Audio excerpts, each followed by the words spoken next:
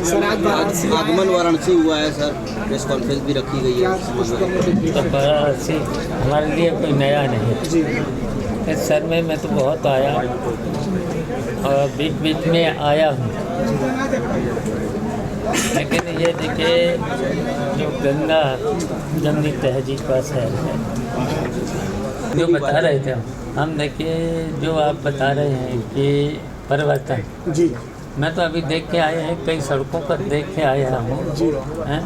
उन्होंने कहा था कि स्वच्छ भारत, मुझे तो दिखा नहीं, हमें बनारस ही नहीं जब दिखा स्वच्छ, तो भारत कहाँ से होगा जब बनारस में कोई तब्दीली नहीं है। जो चौड़ी चौड़ी सड़कें हम कर गए थे, ज़्यादा ज़्यादा इन्होंने कोट कर दिया उस पर एक आध दो हैं। हमारे समय में हमने शुरुआत करी थी, तो वही है परिवर्तन, तो मुझे तो नहीं दिख रहा। जो ग्रामीण अंचल के लोग, इससे बहुत यहाँ का प्रसिद्ध है पूर्वांचल का, वो कार्यक्रम चल रहा है, कई दिनों से चल रहा है। आज हम उसी में आए हैं, उसी में अभी जाएंगे। और देखिए ये बनारस में यहाँ पर जो संगीत और तहजीब का शहर है, और यहाँ बहुत से विद्वान भी हुए। यहाँ की जो धुन है पूरे विश्व में जानी जाती है। तो इस शहर में जो भोजपुरी भाषा में जो यहाँ पर बिरहा लोकगीत होता है, तो वो भी बहुत ऐतिहासिक है। तो उसी में शिरकत करने आए, उसी में रहेंगे। आपने तहजीब की बात की है और उत्तर प्रदेश की बात कर लें तो मौजूदा समय में नेताजी क्या लगता है आपको कि क्या वो तहजीब और वो संस्कृति, उसकी बातें जो हो रही है, वो जिस तालिबान करके काफ़ी मुद्दे बना रही थी बीजेपी, और उसके साथ साथ जब यहाँ पे इंटरव्यू होती है वहाँ के विदेश मंत्री की, उसके साथ साथ महिला पत्रकारों को इंटरव्यू की दी गई, क्या कहेंगे? एक फोटो भी वायरल हो रही है। तो भारतीय जनता पार्टी से उम्मीद क्या है? उम्मीद क्या है? अगर हम लोगों की अगर फोटो, हम लोगों की बात अगर कह दोगे तो आपको भी नहीं घुसने दिया जाएगा। तो सवेरे से शाम तक है, तो आप देख ही रहे होंगे हैं। और देश प्रदेश में और कोई कम बात ही नहीं, विकास के लिए। और विकास कहाँ दिख रहा? जब बनारस में मुझे नहीं दिख रहा है, तो पूरे उत्तर प्रदेश में कहीं पर भी नहीं। कुछ ही महीने बाद और जी बिहार में भी चुनाव है, इंडिया गठबंधन एनडीए एक तरफ हो, क्या लगता है बिहार में क्या होने वाला है? बिहार की जनता क्या सोच रही है? देखिए बिहार में अब बेईमानी की तो पोल खुल गई, वोट चोरी की, और बिहार में तेजस्वी की सरकार बनेगी, इंडिया गठबंधन की सरकार बनेगी, और भारतीय जनता पार्टी हटेगी। यहीं से शुरुआत हो जाएगी, बंगाल में हटेगी, फिर जहाँ जहाँ चुनाव होंगे भारतीय जनता पार्टी हटेगी। उसके बाद उत्तर प्रदेश का नंबर आएगा।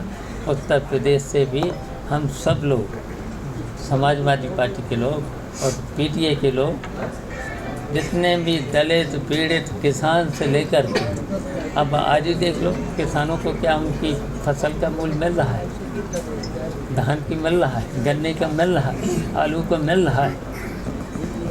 कहीं पर भी किसानों को उनकी फसल की कीमत नहीं मिल रही, खादें नहीं दे पा रहे। खाद अब बुवाई का वक्त है, इसमें डीएपी खाद नहीं मिल रही है, यूरिया भी नहीं मिल रही है। 2 बोरी से कम चल जाएगा किसानों का, क्या 4 बोरी से कम चल जाएगा? आई लव मोहम्मद से शुरू हुआ poster war, I love bulldozer, फिर आई लव अखिलेश, फिर आई लव राहुल तक पहुंचा है। तो यही देखे जाओ भारतीय जनता पार्टी 27 में भारतीय जनता पार्टी के यही देखे जाओ, और देना कुछ नहीं। जनता परेशान है। देखना 2027 के चुनाव में जनता भारतीय जनता पार्टी को हटा दी।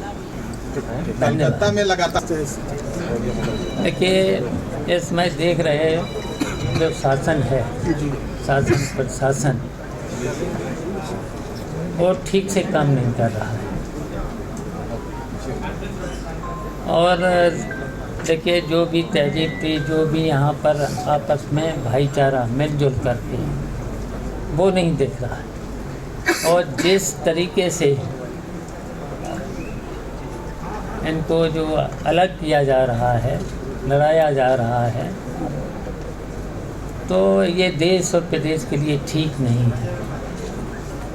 इसके आगे चल के अच्छे लक्षण नहीं हों। बीते दिनों मायावती का एक जनसभा था लखनऊ में, आपने भी देखा होगा। उन्होंने समाजवादी पार्टी पर सबसे ज़्यादा हमलावर रही।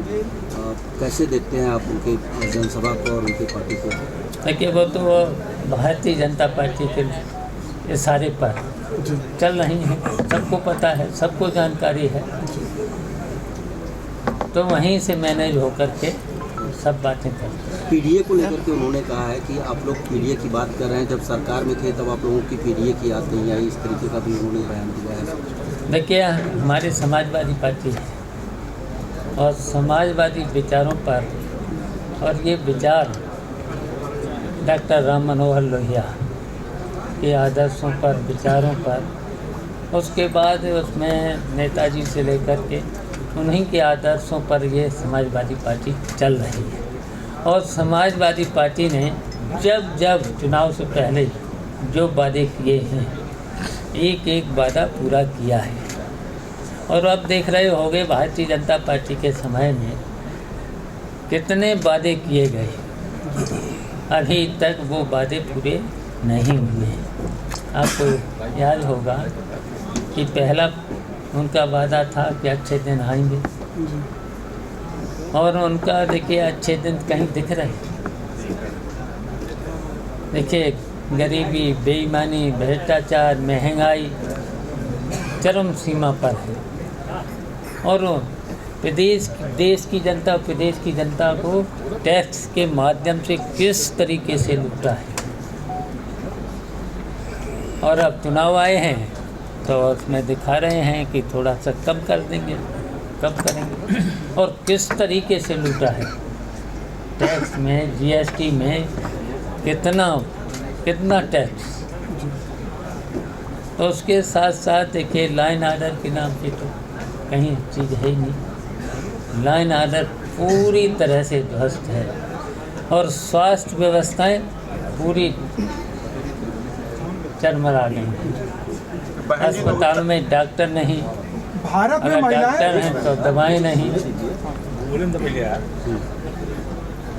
तो उन्होंने वादा तो बहुत से किए थे। कहा था कि जैसे ही भारतीय जनता पार्टी आई, रात में महिलाएं चाहे जहाँ घूमें। क्या हालत है पूरे प्रदेश में। और किसी भी, कहीं पर भी, किसी भी सरकारी कार्यालय में चलो, थानों में, तहसीलों में, किसी भी सरकारी कार्यालय में बिना रिश्वत के कहीं पर भी काम हो नहीं। तो जनता तो बहुत दुखी है। बिजली की इतनी महंगाई, और कह रहे हैं कि नौकरी, आउटसोर्सिंग में नौकरी। अभी तक तो 14,000 देने का बाद था उनका, 14,000 में उसके पास जाते कितने थे पैसे। ठेकेदारी व्यवस्था, पहले तो ठेकेदार का कमीशन, ठेकेदार का कमीशन के बाद सिक्योरिटी के रूप में नहीं, सीधा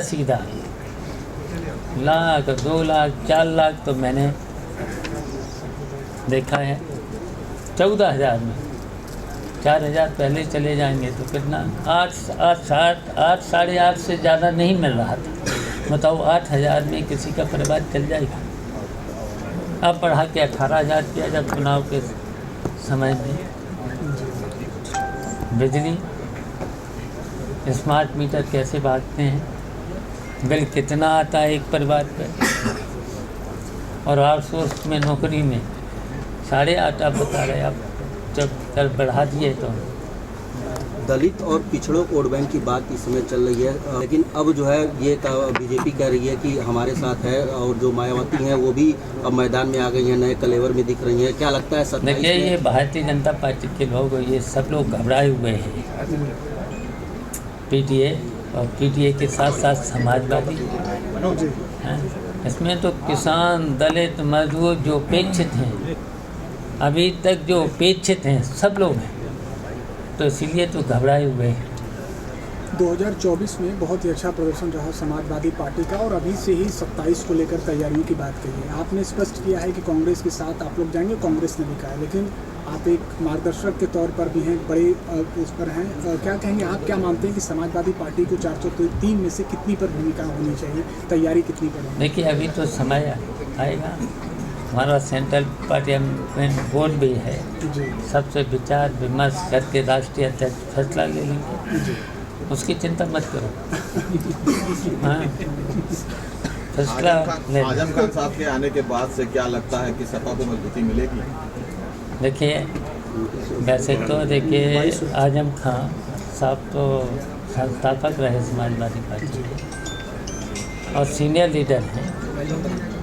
तो जब सीनियर लीडर हैं आजम खान साहब से, तो मजबूती मिलेगी, पूरी मजबूती बहुत ज़्यादा मिलेगी। उनकी सुरक्षा भी बहाल कर दी गई है, वायु श्रेणी की सुरक्षा जो तो सुरक्षा रहना चाहिए, उनको रहना चाहिए। सीनियर लीडर हैं सबसे। अभी तक देखिए, 10 बार के विधायक, 2 बार के सांसद, परिवार में उनकी पत्नी भी विधायक रही, बेटा भी विधायक, तो उनको तो सुरक्षा की ज़रूरत है, तो सुरक्षा मिल गई तो कौन सी बड़ी बात। वाराणसी में आप आए हैं, कहा गया है कि 10 साल में, 7-8 साल में शहर ये बहुत बदल गया, इसका कायाकल्प हो गया, कि स्मार्ट सिटी के तौर पर देखा जा रहा है। आप भी सब कुछ आए होंगे, क्या आपको भी बदलाव समझ में आया यहाँ वाराणसी में?